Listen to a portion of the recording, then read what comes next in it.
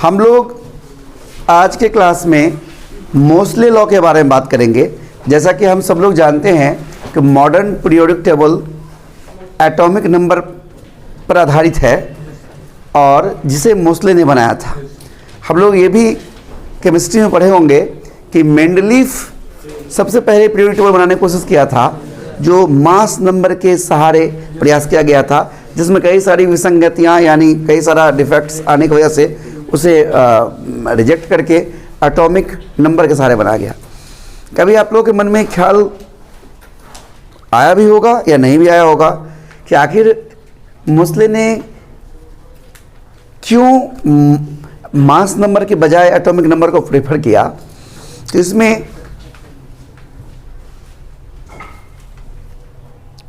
एक एक्सपेरिमेंट जिम्मेवार है इसके लिए, और उन्होंने देखा क्या कि फ्रीक्वेंसी ऑफ एक्सरे, क्या बोल रहा हूं मैं, फ्रीक्वेंसी ऑफ एक्सरे प्रोपोर्शनल होता है स्क्वायर ऑफ एटॉमिक नंबर के।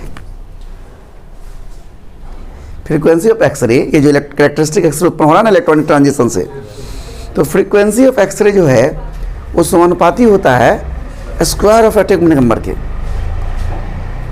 और इस आधार पर उन्होंने मॉडर्न पीरियोडिक टेबल का रचना किया या तैयार किया। तो हम यहाँ पर यहीं से बात शुरू करेंगे और मोस्ले लॉ देखेंगे कि क्या है। तो मोस्ले का लॉ यही है कि frequency of X ray is proportional to square of atomic number. शुरू करते हैं।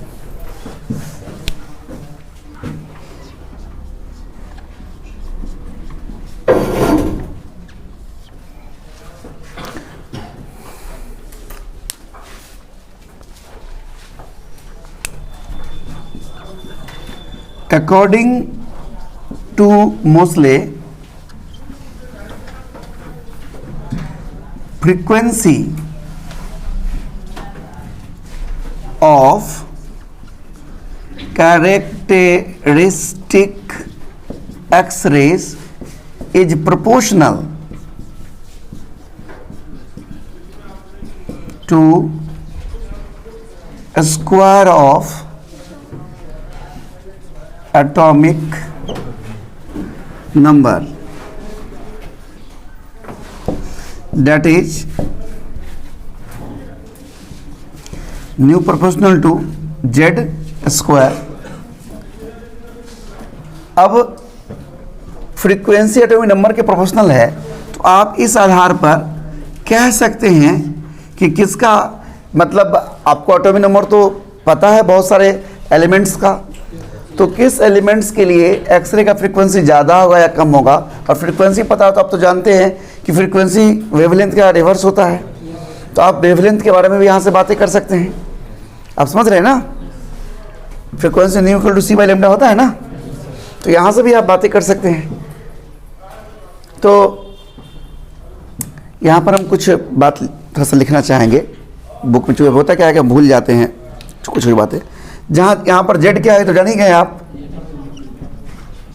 एटॉमिक नंबर है।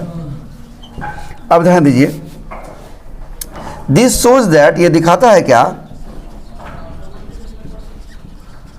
शोज दैट द फ्रीक्वेंसी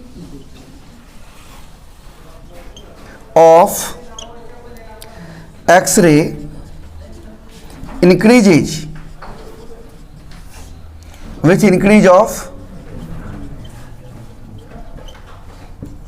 देख रहे हैं हम, बढ़ रहा है atomic number of the atom. Atom के एटॉमिक नंबर बढ़ने से बढ़ता है।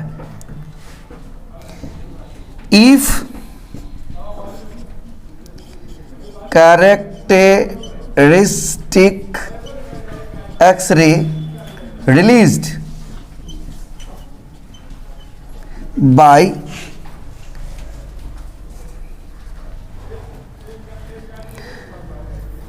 Fe लोहा, आयरन, कोबाल्ट, निकेल,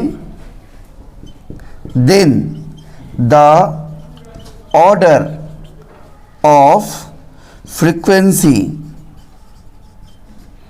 आर, ध्यान दीजिएगा, इसका 26 होता है कोबाल्ट का, निकेल का 28। तो सबसे कम एटॉमिक नंबर किसका है? यानी सबसे कम फ्रीक्वेंसी आयरन का होगा। देखिए दिखाई दे रहा है कि नहीं? उससे बड़ा होगा कोबाल्ट का और उससे बड़ा होगा निकेल का। देख रहे हैं किसका बड़ा होगा किसका छोटा, यहां से पता कर सकते हैं। इसी आधार पर आप वेवलेंथ भी लिख सकते हैं। कैसे लिख सकते हैं?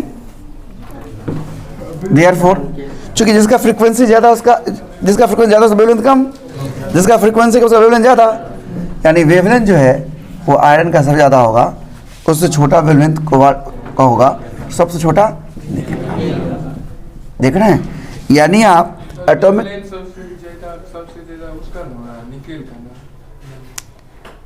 फ्रीक्वेंसी ज्यादा किसका है? निकेल का, क्योंकि एटॉमिक नंबर ज्यादा है।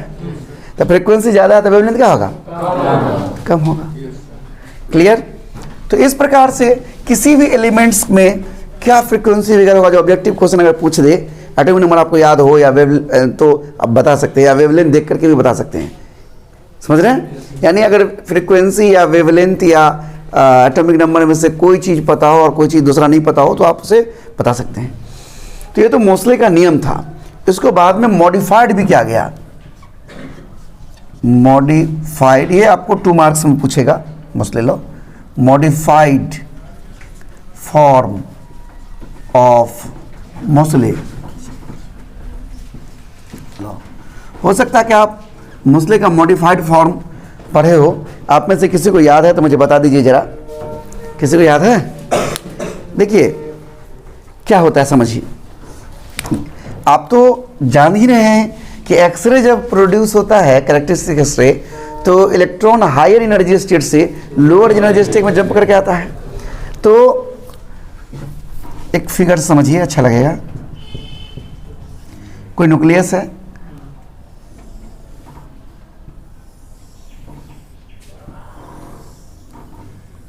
इसी को बोलते हैं स्क्रीनिंग इफेक्ट। देखिए यहाँ क्या होता है, इसमें ऑलरेडी आप जानते हैं 2 इलेक्ट्रॉन होता है, लेकिन अगर वैकेंसी क्रिएट हो गया, मान लीजिए इसमें यहाँ से वैकेंसी क्रिएट, खाली जगह हो गया, यहाँ इलेक्ट्रॉन है। अब यहाँ से इलेक्ट्रॉन मान लीजिए जंप करके इसमें आ रहा है, तो इस कक्षा में ऑलरेडी एक इलेक्ट्रॉन पहले से प्रेजेंट है। इस दोनों के बीच रिपल्सन होगा, नहीं रिपल्सन होगा? तो अब न्यूक्लियस जिस फोर्स से इसको अट्रैक्ट कर रहा था, वो फोर्स से अब इसको अट्रैक्ट नहीं करेगा। हम लोग तो सोचते हैं कि न्यूक्लियस जो है इसको एक फोर्स लगा अट्रैक्ट कर रहा है, लेकिन हमको ये भी तो देखना चाहिए कि ये इलेक्ट्रॉन इसको रिपेल भी कर रहा है। बात समझ रहे हैं? तो ये इसके वजह से थोड़ा सा कुछ ना कुछ डिफरेंस आ जाता है। यानी इस केस में जो फ्रीक्वेंसी न्यू है वो प्रोपोर्शनल होता है जेड माइनस सिग्मा के स्क्वायर की। अब ये फ्रीक्वेंसी जेड स्क्वायर का प्रोपोर्शनल नहीं रहा। इसी इफेक्ट को स्क्रीनिंग इफेक्ट कहते हैं। और इसका मान, सिग्मा का मान, अलग अलग कक्षा और अलग अलग एलिमेंट्स के लिए इसका वैल्यू अलग अलग होता है। इसके पीछे एक हायर स्टेज में ये आप लोगों को नहीं पढ़ना है सिग्मा का कैसे निकलता है, लेकिन के अल्फा लाइन के लिए सिग्मा का मान वो होना होता है। इतना आप जान लीजिए। इस तरह से के अल्फा, के बीटा, के सब के लिए अलग अलग इसका मान होता है। वो कैसे निकलता है तो तरीका है, लेकिन वो आपको पढ़ना नहीं है। तो हम modified form of Moseley law भी लिख देते हैं। बात तो समझ गए क्या होता है इसमें? आइए देखिए,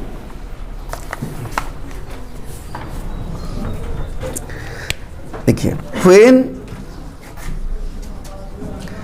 electron starts migrating in a cell, the nucleons, या न्यूक्लियस में न्यूक्लियस ही लिखते हैं, न्यूक्लियस। न्यूक्लियस में तो आपको न्यूट्रॉन भी हो गया, तो न्यूट्रॉन का इसमें योगदान नहीं है। The nucleus attracts it due to Z protons. समझ रहे हैं? जेड प्रोटॉन की वजह से, जेड इसका एटॉमिक नंबर है ना, तो क्या करता है उसको अट्रैक्ट करता है Z protons, but electrons present in the inner shell, अंदर वाले सेल में जो इलेक्ट्रॉन प्रेजेंट है इनर सेल क्या करता है, repel it. Therefore the effective attractive, therefore the effective attractive force becomes smaller, hence Moseley's law is modified to, मैंने अभी बताया था ऊपर में, frequency proportional to Z minus sigma का स्क्वायर, लेकिन मैं यहाँ बताया था ना, व्हेयर, इसको याद रखिएगा, व्हेयर सिग्मा क्या मैंने बताया था, स्क्रीनिंग कांस्टेंट, स्क्रीनिंग इफेक्ट, इस इफेक्ट को स्क्रीनिंग इफेक्ट कहते हैं, स्क्रीनिंग कांस्टेंट। और ध्यान दीजिएगा फॉर की अल्फा लाइन मैंने अभी बताया था, सिग्मा कितना होता है, 1 होता है। तो ये हमारा मोसले का मॉडिफाइड फॉर्म है, आप देख सकते हैं। शुरू में ऐसा माना कि भाई न्यूक्लियस अट्रैक्ट कर रहा है इसलिए जंप कर रहा है और इस तरह से फ्रीक्वेंसी का ये प्रभाव है, लेकिन बाद में जब उसको बारीकी से देखा गया तो देखा गया नहीं, इनर सेल में तो और इलेक्ट्रॉन सब भी तो है, वो तो रिपेल भी कर रहा होगा, इसलिए एक्चुअली ये जो फ्रीक्वेंसी वो एग्जैक्टली एटॉमिक नंबर के स्क्वायर के प्रोपोर्शनल नहीं होता है, minus sigma Z minus sigma के स्क्वायर का प्रोपोर्शनल होता है, जहाँ सिग्मा को हम स्क्रीनिंग इफेक्ट कहते हैं। और इसका वैल्यू मैं बार बार समझा रहा हूँ कि इसका वैल्यू अलग अलग कक्षाओं के लिए अलग अलग होता है। तो के अल्फा लाइन के लिए सिग्मा का मान 1 होता है, बाकी के लिए भी निकालने का तरीका है जो कि अभी आप लोगों को स्टैंडर्ड में भी पढ़ना नहीं है, आप लोगों को यहीं तक जानना है। कोई दिक्कत?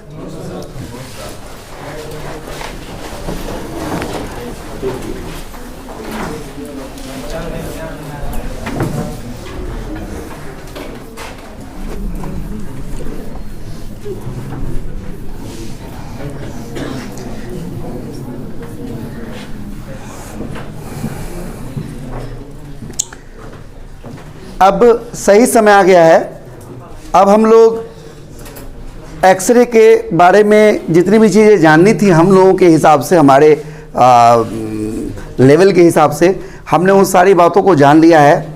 अब हम लोग नया चैप्टर शुरू करेंगे, स्ट्रक्चर ऑफ एटम या एटॉमिक स्ट्रक्चर भी कह सकते हैं। तभी हम स्ट्रक्चर ऑफ एटम शुरू करने जा रहे हैं। थोड़ा सा मैं कहानी सुना देता हूँ स्ट्रक्चर ऑफ एटम के बारे में। स्ट्रक्चर ऑफ एटम यानी एटम की संरचना कैसी है, कैसी बनावट है, इसके बारे में काफ़ी लंबे समय से तरह तरह के प्रयोग किए गए, जिनमें कई लोगों के द्वारा प्रयोग किया गया, लेकिन जो फेमस हुआ उसमें सबसे पहला फेमस मॉडल रहा थॉमसन का मॉडल। आप लोग पढ़े होंगे प्लम पुडिंग मॉडल, जिसमें उन्होंने एटम को एक तरबूज की तरह माना और तरबूज को में किस तरह से उसका बीज बिखरा होता है, उस तरह से उन्होंने प्लस चार्ज को बिखरा माना और इस तरह से उन्होंने कई सारी चीज़ें आयोनाइजेशन पोटेंशियल वगैरह से सब निकाला, लेकिन ये सब वास्तविक रिजल्ट से मैच नहीं हुआ, इसीलिए थॉमसन का मॉडल रिजेक्ट हो गया। लेकिन एक्सेप्टेबल मॉडल जो आया वो रदरफोर्ड से शुरू होता है। थॉमसन के बाद रदरफोर्ड आया और रदरफोर्ड ने जो मॉडल पेश किया, जो मॉडर्न मॉडल आधुनिक मॉडल से करीब करीब समान था, थोड़ी बहुत उसमें कमियां रही। उन्होंने अल्फा स्कैटरिंग एक्सपेरिमेंट, एक फेमस एक्सपेरिमेंट है जिसके बारे में आप लोग केमिस्ट्री में पढ़े होंगे, हो सकता है कि फिजिक्स में भी अल्फा स्कैटरिंग एक्सपेरिमेंट पूछ दे, तो आप जो केमिस्ट्री में पढ़े वही बात लिखिएगा, चूँकि वो प्रयोग वही है। लेकिन उस प्रयोग का कंक्लूजन्स क्या है, यहाँ से हम अपनी बातों को आगे बढ़ा रहे हैं। उन्होंने अल्फा स्कैटरिंग एक्सपेरिमेंट किया जिसमें गोल्ड के पतले पत्थर, जिसको फॉयल कहते हैं, थिन फॉइल पर अल्फा पार्टिकल को बॉम्बार्ड करवाया, गिरवाया, तो उन्होंने देखा कि अधिकांश अल्फा पार्टिकल गोल्ड फॉइल के आर पार चला जाता है, बहुत कम डेविएट होता है। और मैं कहीं कहीं पढ़ा हूँ 20,000, कहीं कहीं 40,000, यानी मैं एग्जैक्ट नहीं कह सकता, लेकिन बहुत लगभग 20,000 अल्फा पार्टिकल में से कोई एक अल्फा पार्टिकल यू टर्न ले लेता है, यानी अपने पाथ पर वापस लौट जाता है उसी रास्ते पर। इस प्रयोग के आधार पर रदरफोर्ड ये कहने में सक्षम हो पाया कि किसी भी एटम का अधिकांश भाग खाली है, उसके एक छोटे से हिस्से में सारा मास कॉन्सेंट्रेट है। न्यूक्लियस में उन्होंने पॉजिटिवली चार्ज प्लस चार्ज को माना और इलेक्ट्रॉन उनके चारों ओर चक्कर लगाता है। लेकिन रदरफोर्ड का एक छोटा सा यही भूल था कि उन्होंने इस चक्कर लगाते हुए इलेक्ट्रॉन को प्लैनेट से तुलना कर लिया और उन्होंने कहा कि प्लैनेट की तरह जैसे प्लैनेट सूरज के चारों ओर चक्कर लगाता है, उसी प्रकार से इलेक्ट्रॉन भी न्यूक्लियस के चारों ओर चक्कर लगाता है। इस सोच की वजह से ही रदरफोर्ड मॉडल को प्लानेटरी मॉडल भी कहते हैं, प्लानेटरी मॉडल। और इस सोच के आधार पर उन्होंने जो मॉडल पेश किया, इसको उन्हीं का शिष्य, यानी उनके अंदर में जो पीएचडी कर रहा था उनका शिष्य, जिसमें फेमस है नील्स बोर, जिन्होंने कि इसी पॉइंट पर खंडन किया। उन्होंने कहा कि रदरफोर्ड साहब यानी गुरुजी तो सब कुछ ठीक कर रहे हैं, सारी बात इनके मानने योग्य है, सिर्फ एक बात से हम सहमत नहीं हैं। और उन्होंने कहा कि जब भी कोई चार्ज पार्टिकल सर्कुलेट करेगा तो वह एनर्जी रेडिएट करेगा, और एनर्जी रेडिएट करेगा तो इलेक्ट्रॉन को तो न्यूक्लियस में फॉल कर देना चाहिए एनर्जी खोते हुए, और बहुत कम समय में लगभग 10⁻15 सेकंड के अंतराल में ही न्यूक्लियस में इलेक्ट्रॉन को गिर जाना चाहिए, यानी एटम स्टेबल नहीं होना चाहिए, जबकि एटम तो स्टेबल है। इसका मतलब रदरफोर्ड साहब ने जो सोचा है, इस सोच में कहीं ना कहीं कुछ ना कुछ कमी है। फिर उन्होंने अपना कुछ विचार दिया, बोर्स ने अपना कुछ थेसिस दिया, जिसमें उन्होंने कहा कि इलेक्ट्रॉन सभी कक्ष, ये बात सच है इलेक्ट्रॉन चक्कर लगाता है, उन्होंने कहा कि बात सच है। ये बात भी सच है कि एटम का अधिकांश हिस्सा खाली है, ये भी बात सच है कि छोटे से हिस्से में सारा मास इकट्ठित है जहाँ पॉजिटिव चार्ज सिचुएटेड है। ये सब बात उन्होंने मान लिया, लेकिन उन्होंने कहा कि इलेक्ट्रॉन चक्कर तो लगाता है, लेकिन सभी कक्षाओं में सभी जगह इलेक्ट्रॉन चक्कर नहीं लगाता है। इलेक्ट्रॉन केवल उन्हीं कक्षाओं में चक्कर लगाता है, उन्हीं सेल्स में सर्कुलेट करता है जिसका angular momentum integral multiple of h/2 पाई हो। उन्होंने यहाँ पर एक स्पेसिफाइड किया कि खास खास जगह पर। साथ ही साथ दूसरी बात उन्होंने ये भी कहा कि इन कक्षाओं में जब इलेक्ट्रॉन चक्कर लगाता है तो एनर्जी रेडिएट नहीं करता है,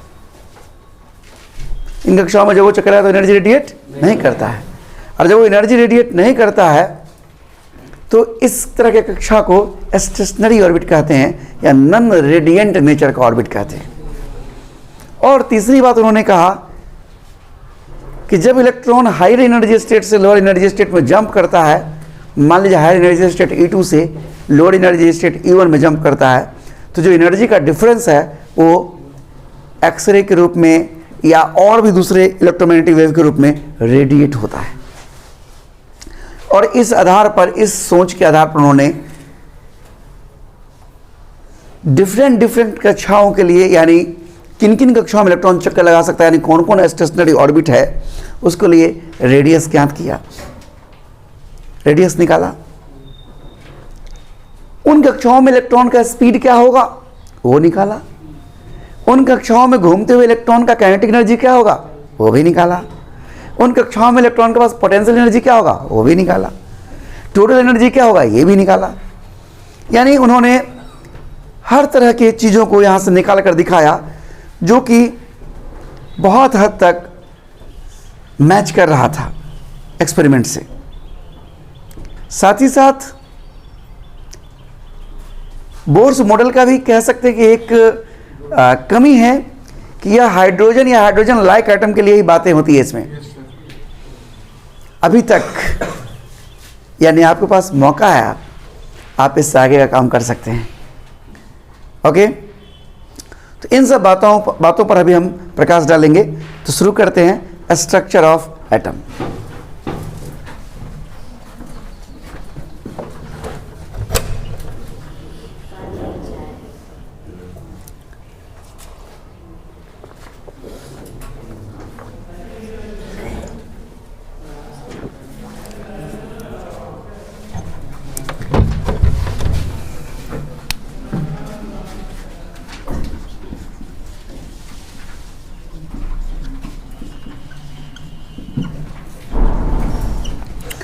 Structure of atom. Rutherford model और प्लानेटरी मॉडल कह सकते हैं।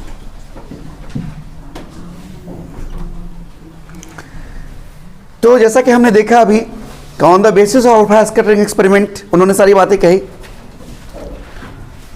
On the basis of alpha scattering experiment, Rutherford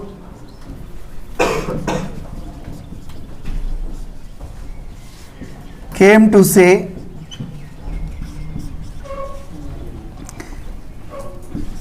that the major say that हम पॉइंट बना के लिख रहे हैं, the major portion of an atom is empty. अधिकांश भाग क्या है? खाली है। मेजर का मुझे लगता है मैंने गलती लिख लिया है, मेजर मतलब अधिकांश। दूसरी बात उन्होंने कहा कि नेगेटिवली चार्ज पार्टिकल यानी इलेक्ट्रॉन्स रिवॉल्व अराउंड द, पहले तो ये कहते हैं कि एटम के बारे न्यूक्लियस के बारे में, the entire mass of an atom is situated into a very a small region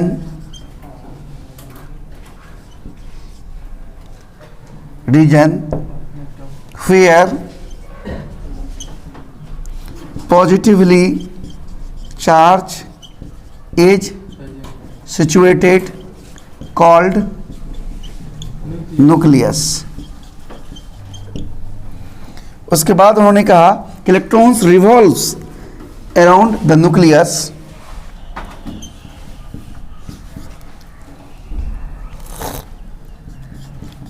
electron revolves around the nucleus like a planet, like a planet revolves around the sun.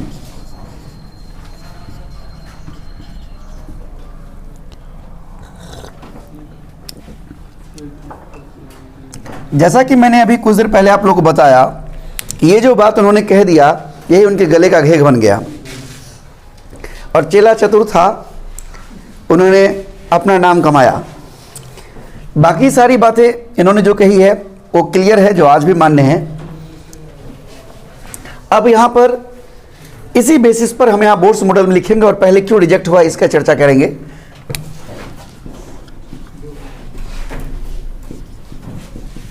Bohr's model, तो यहां पर हम ये बात करेंगे कि Bohr's accepted all the assumptions of Rutherford except The electrons revolves around the nucleus like a planet. Bohr's accept all the assumption of Rutherford, except electron revolves around the nucleus like a planet. According to bore के अनुसार, according to bore,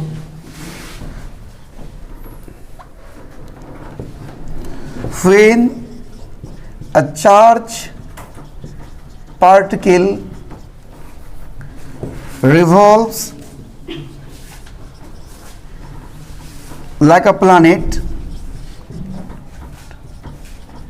then it radiates energy and falls into nucleus in a very short time, approx 10 to the power minus 15 second, and hence Rutherford model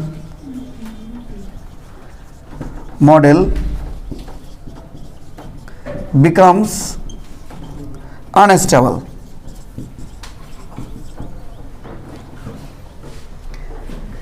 तो bore ने Rutherford के model को reject करके अपना model दिया। उन्होंने bourse के Rutherford के मान्यताओं को मानते हुए कुछ अपना हाइपोथेसिस, अपना विचार दिया। अनस्टेबल, यहां पर मैं लिख देता हूं इस बात को। नाउ अब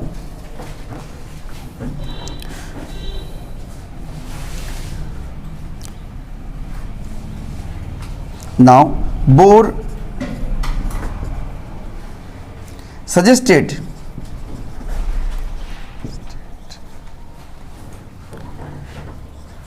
a new atomic model and take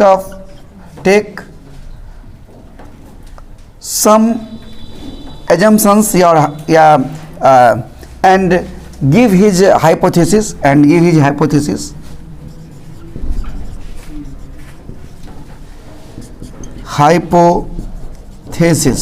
उन्होंने अपना विचार दिया, स्मॉल एच लिखते हैं। और वो क्या विचार था इसके बारे में बात करेंगे। मेरे पास जगह नहीं है, पहले आप इसको लिखिए, फिर देखते हैं समय रहेगा तो हम आगे बात कर पाएंगे।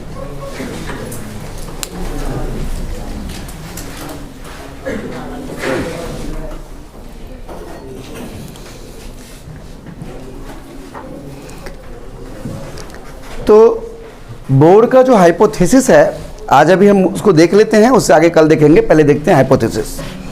तो पहला हाइपोथेसिस बोर का था कि इलेक्ट्रॉन उन्हीं कक्षाओं में चक्कर लगाएगा जिसका angular momentum integral multiple of h/2π हो। यानी बोर के अनुसार electrons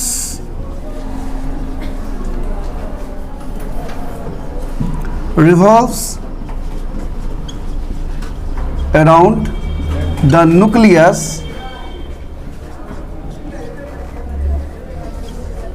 in only those orbit whose orbit in which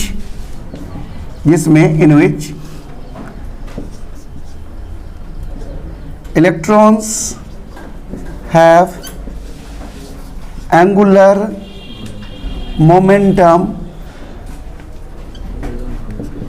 integral multiple of h/2π। अब पढ़ के देख लेते हैं। Electron revolves around the nucleus in only those orbit in which electrons have angular momentum integral multiple of h by 2 pi। केवल उन्हीं कक्षाओं में चक्कर लगाता है जिसमें कि एंगुलर मोमेंटम इलेक्ट्रॉन का h by 2 pi हो। Where जहाँ h क्या है, प्लैंक्स कांस्टेंट। दूसरा इनका एजम्पशन था यानी हाइपोथेसिस था कि जब इलेक्ट्रॉन इन कक्षाओं में चक्कर लगाता है, किस में, जो एजम्पशन 1 में है, तो वो एनर्जी रेडिएट नहीं करता है। समझ रहे हैं? इस तरह के ऑर्बिट को हम स्टेशनरी ऑर्बिट कहते हैं। When electrons revolve in such orbits जो कि एजम्पशन 1 में है, इवन इन एजम्पशन 1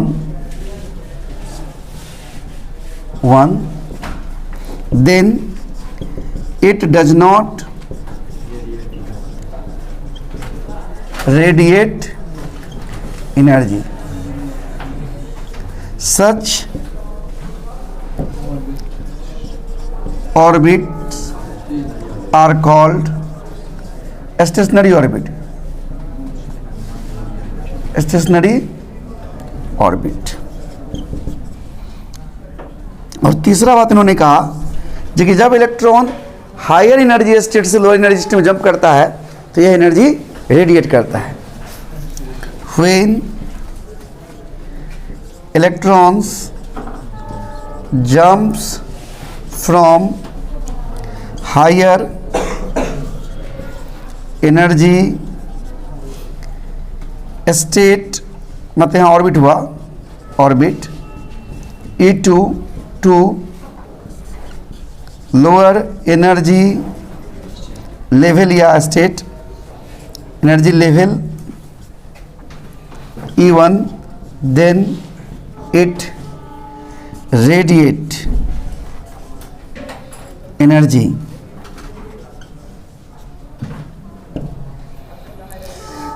यहां पर दिखाई दे रहा है, दैट इज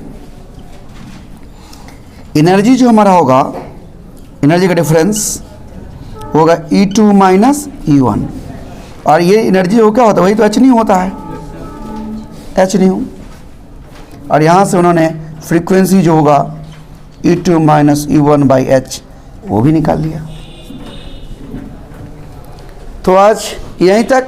इस पर और विस्तार से कल बातें होंगी कि किस कक्षा में यानी किस ऑर्बिट में कितना एनर्जी होगा, किसका क्या रेडियस होगा, किसका क्या स्पीड होगा, आयोनाइजेशन पोटेंशियल क्या होगा, ये सारी बातें हम, टोटल एनर्जी क्या होगा, ये सब बातें हम अगले क्लास में करेंगे।